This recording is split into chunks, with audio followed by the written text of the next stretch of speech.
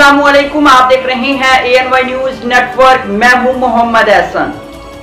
खानीवाल कबीरवाला तहसील reporter मेहर गुलाम Shabbir special branch Kabirwala की निशानदेही पर लाइव स्टॉक कबीरवाला के इंचार्ज शुएब रजा का रात तकरीबन 1 बजे पुलिस थाना सिटी कबीरवाला के मुलाजमीन ASI तारिक फ़हीम दिगर के हमरा सरदारपुर रोड बस्ती हुसैनाबाद एक घर में छापा 5 मन गोश्त भैंस जो कि इंतहाई बदबूदार और नाकिस थी बरामद कर ली गई।